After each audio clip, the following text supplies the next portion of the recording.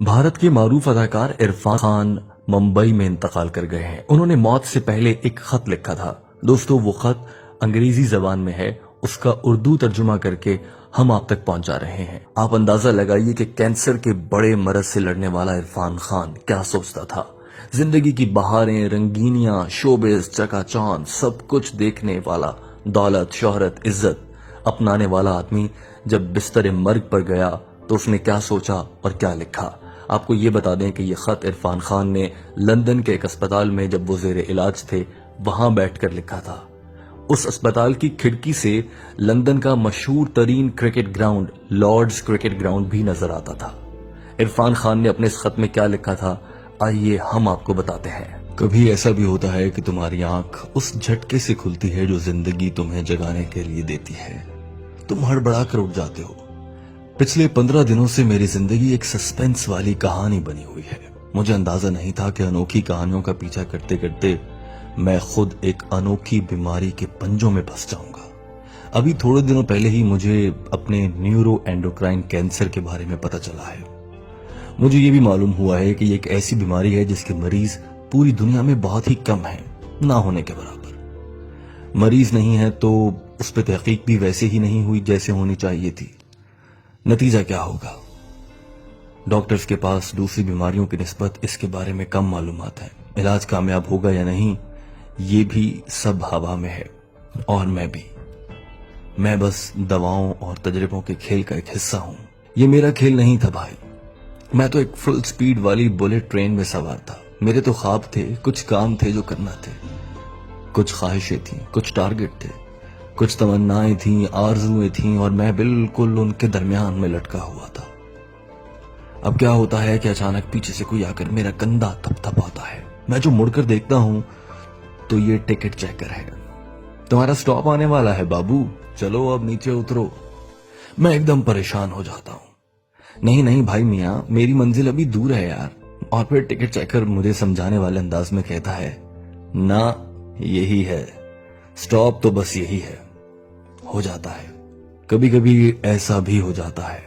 उस अचानकपन में फंसकर मुझे समझ आ गई कि हम सब किस तरह समंदर की बेरहम लहरों के ऊपर तैरते एक छोटे से लकड़ी के टुकड़े की तरह हैं। बेयकीनी की हर बड़ी लहर के आगे हम तो बस अपने छोटे से वजूद को संभालने में लगे रहते हैं, ना इससे कम ना इससे ज्यादा। हरा समंदर, गोपी चंदर, बोल मेरी मछली, कितना पानी, इतना पानी, तो बस पानी, बेरहम पानी। वक्त की मौजों के थपेड़ों में तैरती नामालूम हस्ती और पानी। इस मुसीबत में फंसने के बाद एक दिन जब मैं डरा सहमा हुआ अस्पताल जा रहा था तो मैंने अपने बेटे से यूं ही बड़बड़ाते हुए कहा, मुझे इस वक्त अपने आप से कुछ नहीं चाहिए। हाँ, बस इतना जरूर कि यार इस अजाब से मैं इस तरह ना गुजरूं जैसे अब इस वक्त गुजर रहा हूं। मुझे अपना सुकून, अपना इत्मीनान वापस चाहिए। ये जो डर, जो खौफ, जो परेशानियां मेरे कंधों पे चढ़ी बैठी हैं, मैं इन्हें उठा के फेंक देना चाहता हूं। मैं ऐसी काबिले रहम किस्म की हौनक हालत में अब मजीद नहीं रहना चाहता। इस बीमारी का शिकार होने के बाद मेरी वाहिद ख्वाहिश यही थी। और फिर अपनी तकलीफ की तरफ मेरा ध्यान चला गया।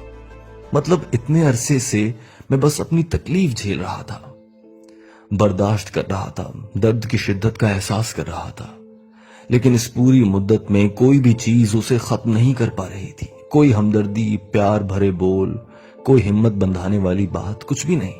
उस वक्त पता है कैसा लगता था, जैसे पूरी कायनात सिर्फ एक चीज का रूप धार चुकी है, दर्द, खौफनाक दर्द।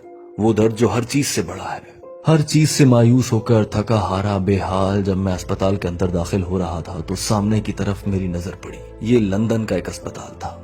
सामने लॉर्ड्स क्रिकेट ग्राउंड था।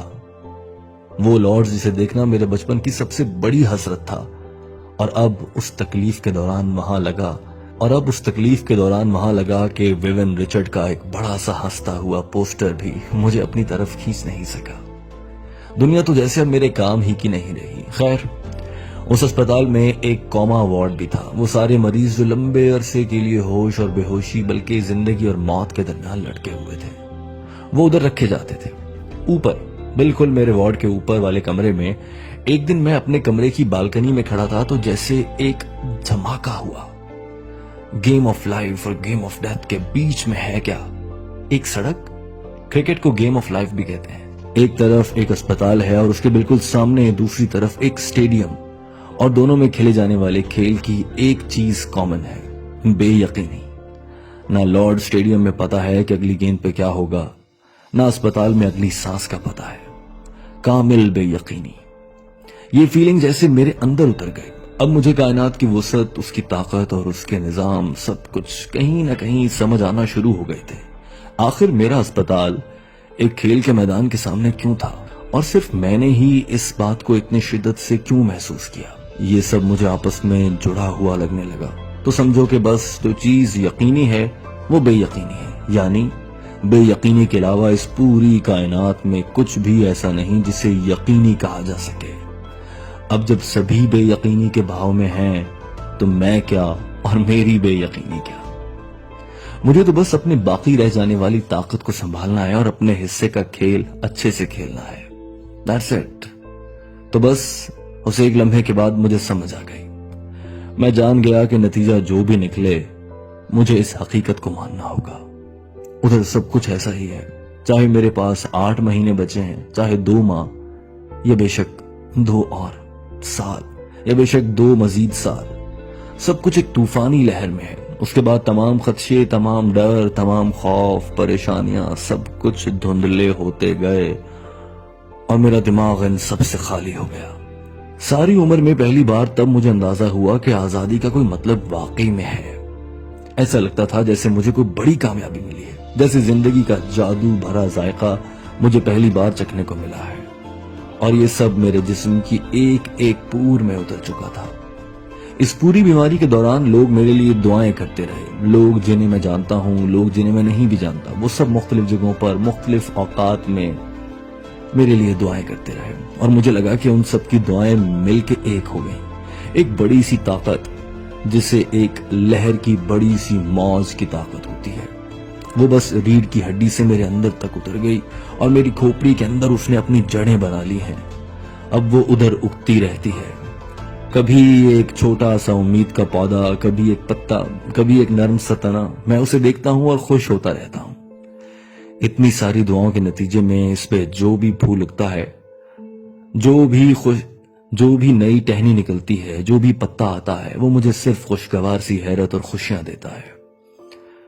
تو وہ جو لکڑی کا ننھا سا ٹکڑا ہے نا، اسے کیا ضرورت ہے کہ وہ پانی کے بہاؤ کا رخ بدلنے کی کوشش کرے؟ اسے یہ بات سمجھ لینی چاہیے کہ ہم سب قدرت کی گود میں بیٹھے ہیں، جو ہمیں ہلکے پھلکے جھولے دے رہی ہے، نہ اس سے زیادہ نہ اس سے کچھ بھی کم۔ That's it۔ خطرناک کینسر کی تکلیف دہ گود میں بیٹھ کر عرفان خان نے یہ سب کچھ لکھا۔ خدا عرفان خان کی مغفرت فرمائے۔ دوستو، عرفان خان کی جانب سے لکھے گئے اس خط کا ترجمہ آپ نے سنا۔